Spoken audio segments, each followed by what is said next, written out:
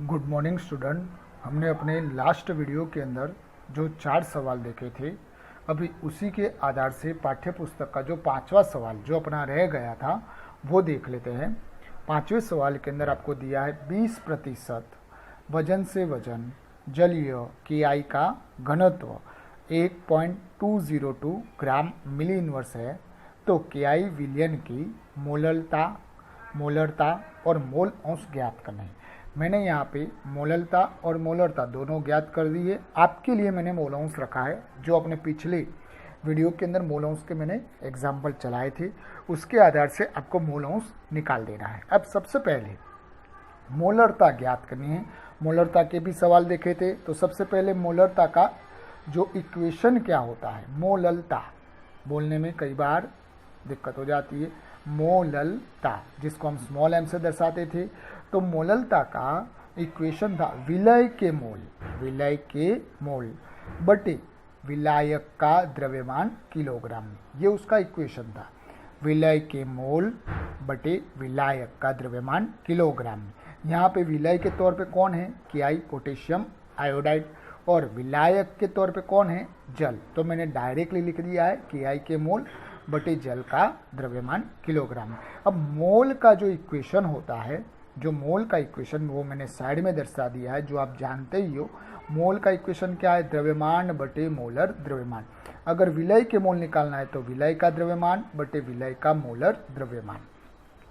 और यहाँ पे आपको सवाल के अंदर 20% वजन से वजन दिया है। क्या दिया है, 20% वजन से वजन। अब 20% वजन से वजन का जो मतलब होता है, उसमें KI का द्रव्यमान कितना होगा, 20 ग्राम। दोबारा बोल दूँ, 20% वजन से वजन में का जो मतलब होगा कि I का द्रव्यमान कितना होगा, 20 ग्राम। तो जल का द्रव्यमान कितना, तो विलायक जो जल है उसका द्रव्यमान कितना, तो उसके लिए विलयन कितना होगा, 100 ग्राम। प्रतिशत है इसलिए विलयन कितना था, 100 ग्राम। अब 100 ग्राम में से विलय 20 मैं बाद कर दूँ तो कितने बचेंगे, 80 ग्राम। यानी जो अपना विलायक है जल, वो कितना होगा, 80 ग्राम। विलायक होगा वो कितना होगा, 80 ग्राम। हमने विलयन माइनस विलय किया, विलयन माइनस विलय करने पर हमें क्या मिल जाएगा, विलायक 80 ग्राम।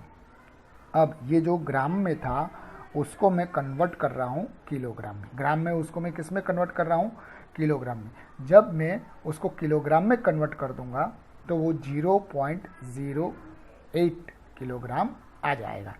अब हमारे पास द्रव्यमान आ गया KI का। अब मोलर द्रव्यमान निकालने के लिए KI का द्रव्यमान निकाल दिया हमने। अब KI का मोलर द्रव्यमान निकालने के लिए तो पोटेशियम जो का परमाणु द्रव्यमान होगा 39 और आयोडीन का जो परमाणु द्रव्यमान होगा 127, दोनों का जोड़ कर देंगे तो 166 ग्राम पर मोल KI का मोलर द्रव्यमान प्राप्त हो जाएगा। अब ये प्राप्त हो जाने के बाद इसी इक्वेशन में मैं रख देता हूँ, मोल की जगह में क्या रखूँगा, द्रव्यमान बटे मोलर द्रव्यमान। मोल की जगह पे मैं क्या रखता हूँ, द्रव्यमान बटे मोलर द्रव्यमान।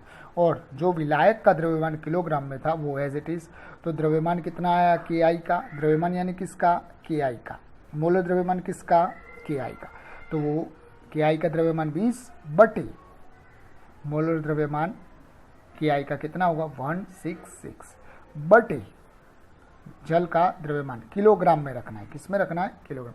इन सब का जब आप भाग करोगे तो आपका आंसर आ जाएगा 1.506 और उसकी मोललता की SI मात्रा होगी मोल kg इनवर्स। इस तरह से आप मोललता ज्ञात कर सकते हो। अब इसी के अंदर हमें मोलरता ज्ञात करनी है। तो मोलरता ज्ञात करने के लिए जो अपना इक्वेशन जो बनेगा, विलय का द्रव्यमान बटे विलायक का मोलर द्रव्यमान गुणा विलयन का आयतन। मैंने यहाँ पे एक छोटा सा चेंज किया है और आप जो देख सकते हो इक्वेशन किताब के अंदर, इसकी जगह पे ऊपर क्या लिखा है, विलय के मोल बटे विलयन का आयतन लीटर में। इक्वेशन जो आपको बताया था विलय के मोल बटे विलयन का आयतन, मैंने वही इक्वेशन रखा है, केवल मोल की जगह जो मोल का इक्वेशन रख दिया, द्रव्यमान बटे मोलर द्रव्यमान। अब विलय का द्रव्यमान, तो विलय का मोलर द्रव्यमान। अब यहाँ पे हमारे पास जो जो चीज़ है, विलय का द्रव्यमान, तो विलय का द्रव्यमान कितना है 20 ग्राम। भाई कैसे विलय का द्रव्यमान 20 आया, तो हमने ऊपर अभी निकाला KI का द्रव्यमान, KI का कितना था 20, तो वैसे ही आपको आ जाएगा विलय का द्रव्यमान कितना होगा 20 ग्राम। तो विलय का मोलेकुलर वेट, मोलर द्रव्यमान, वो भी हमने ऊपर ज्ञात किया 166 ग्राम पर मोल, जो हमने ऊपर ज्ञात कर लिया है। अब विलयन का जो आयतन है, विलयन का आयतन हमें नहीं दिया है, लेकिन आपको ध्यान में है कि जो हमारी इक्वेशन के अंदर आपको घनत्व दिया है, क्या दिया है घनत्व, तो घनत्व विलयन का आयतन की जगह घनत्व दिया है, विलयन का क्या दे दिया है घनत्व, तो उसी घनत्व के आधार पर हम विलयन का क्या निकालेंगे आयतन। तो घनत्व का सूत्र था विलयन का घनत्व इज इक्वल टू, घनत्व का सूत्र द्रव्यमान बटे आयतन। घनत्व का सूत्र क्या है द्रव्यमान बटे आयतन। अगर घनत्व विलयन का है तो द्रव्यमान भी किसका होगा विलयन का, आयतन भी किसका होगा विलयन का। अब हमें इक्वेशन में क्या चाहिए विलयन का आयतन, इक्वेशन में हमें क्या चाहिए विलयन का आयतन। तो ये जो विलयन का जो आयतन है उसको मैं इक्वेशन का कर्ता बना देता हूँ, उसको मैं क्या कर देता हूँ इक्वेशन का कर्ता, यानी उसको मैं ऊपर भेज दूंगा और घनत्व को कहाँ ले आऊँगा नीचे ले आऊँगा, आयतन को ऊपर भेजूंगा और घनत्व को नीचे ले आऊँगा। तो द्रव्यमान का सिंबल के लिए मैंने क्या दर्शाया W, और घनत्व जो बटे में आ गए उसके लिए मैंने सिंबल के आधार से क्या दर्शा दिया D, और आयतन कहाँ भेज दिया मैंने ऊपर।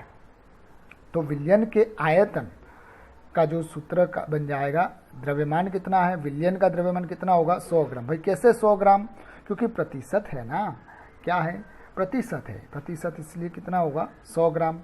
और घनत्व जो ऊपर आपको दिया था 1.202 ग्राम पर मिली इनवर्स। अब यहाँ पे दोनों का जब हम भाग करेंगे तो विलयन का आयतन आपको आ जाएगा 83.19 मिलीलीटर में, ये मिलीलीटर में आया। अब हमें मान लो लीटर में आवश्यकता हो, इसलिए उसको कन्वर्ट कर दिया है लीटर के अंदर, हमने किस में कन्वर्ट कर दिया लीटर में। अब जो हमारा इक्वेशन था उसी इक्वेशन के अंदर रख देते, तो विलय का द्रव्यमान 20 ग्राम, विलय का मोलर द्रव्यमान 166 ग्राम पर मोल, और विलयन का आयतन जो घनत्व के इक्वेशन के आधार से हमने निकाला वो आएगा 0.083 लीटर। अब इन सब का जब हम गुणा करेंगे तो आपका आंसर आ जाएगा 1.45 मोल लीटर इनवर्स, और उसको अपने मोल लीटर इनवर्स की जगह कैपिटल M के अंदर भी दर्शा सकते हैं। यानी इस तरह से आपको मोलरता भी ज्ञात हो सकती है। ध्यान में रखने वाली बात है, मैंने आपको जो दोनों चीज़ निकाल दी है उसके लिए हमने मोलरता भी और मोललता दोनों हमने निकाल दी। अब आपको केवल मोल अंश निकालना है, इस चीज़ का स्क्रीनशॉट निकाल दीजिए आप, जैसे आपको ये लिखने में आसानी हो जाएगी। आशा रखता हूँ आपको ये समझ में आ जाएगा। जो अपना नेक्स्ट सवाल है उदाहरण 2.4, हेनरी के नियम के आधार से ध्यान रखना है, नया इक्वेशन है। यदि नाइट्रोजन गैस को 293 केल्विन पर जल में प्रवाहित किया जाए तो 1 लीटर जल में, ध्यान में क्या रखना है, 1 लीटर जल में कितनी मिलीमोल नाइट्रोजन गैस विलय होगी। अब इसके लिए 1 लीटर जल में कितने मिलीमोल नाइट्रोजन गैस विलय है ये हमें ज्ञात करना है। अब इतना ज्ञात करने के लिए उन्होंने जो हमें वैल्यू दी है, तो नाइट्रोजन का आंशिक दाब दिया है 0.987 बार, और नाइट्रोजन का जो हेनरी का जो स्थिरांक के एच की वैल्यू दी है 76.48 किलो बार। ध्यान में देना है, किलो बार में दिया है, बार में नहीं दिया है। ये वैल्यू बार में दी है और ये वैल्यू किलो बार में दी है। अब इसके आधार से हमें मिलीमोल नाइट्रोजन निकालने। अब हेनरी का जो सूत्र क्या है, हेनरी के नियम का सूत्र P = KH × X, यानी कि यहाँ पे हम X यानी क्या है नाइट्रोजन के मोल अंश और P जो नाइट्रोजन का आंशिक दाब।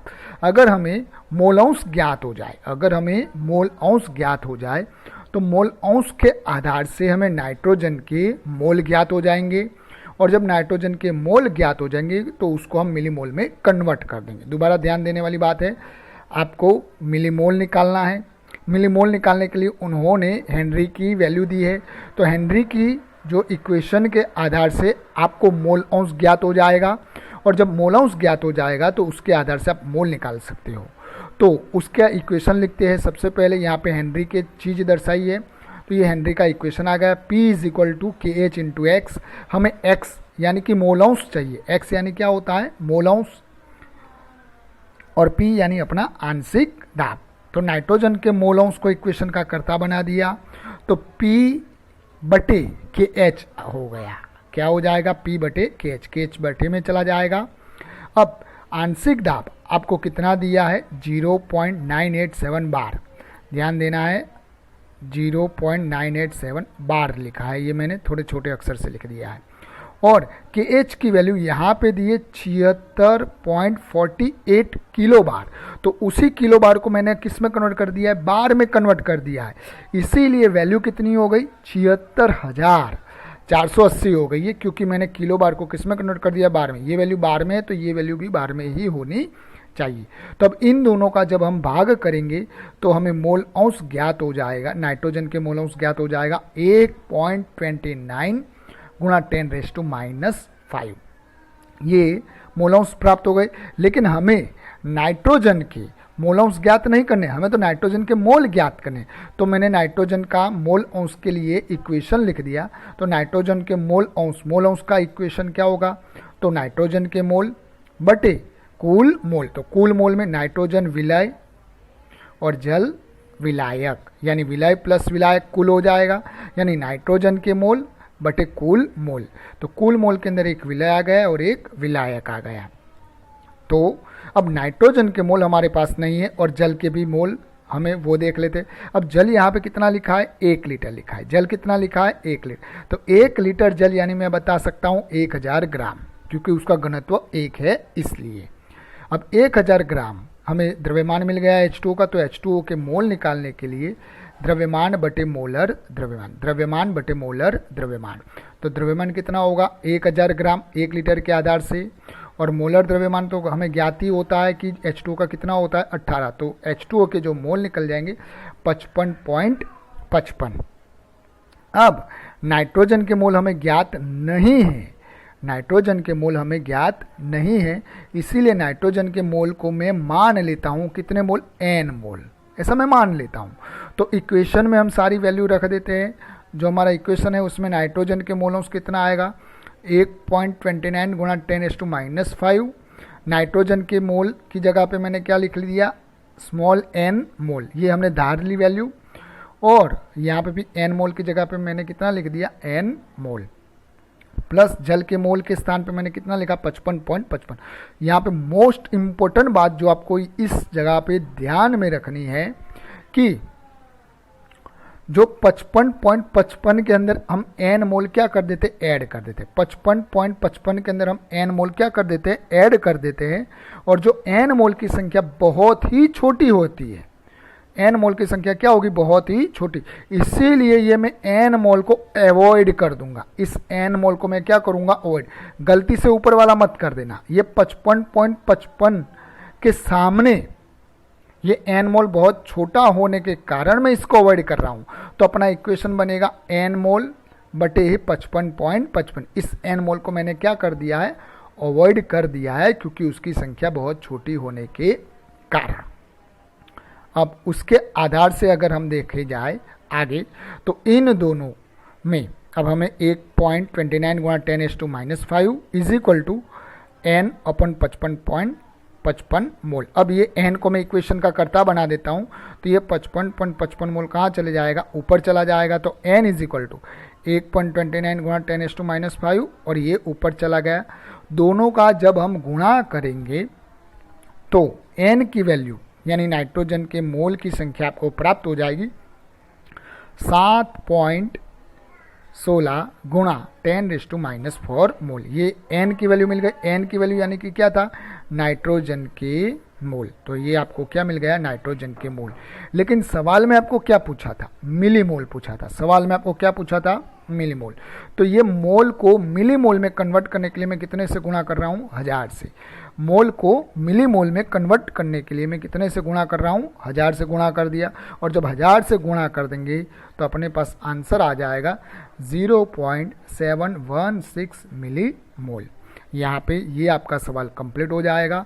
और इसी हेनरी के नियम के आधार से 2 और सवाल है जो मैं आपको होमवर्क के अंदर दे रहा हूँ, जो 2.6 और 2.7 जो किताब के पेज नंबर 42 में आपको दिए हुए हैं। अब इसी के आधार से ये पूरा आपके सामने रख देता हूँ, यानी कि इसका आप स्क्रीनशॉट ले लीजिए, आपको ये लिखने में आसानी हो जाएगी। और आशा रखता हूँ कि ये सवाल आपको आ जाएगा। और जो होमवर्क के अंदर 2.6 और 2.7 जो पेज नंबर 42 पे वो आपको करने हैं, जो मैं अपने नेक्स्ट वीडियो के अंदर आपको ये बता दूंगा।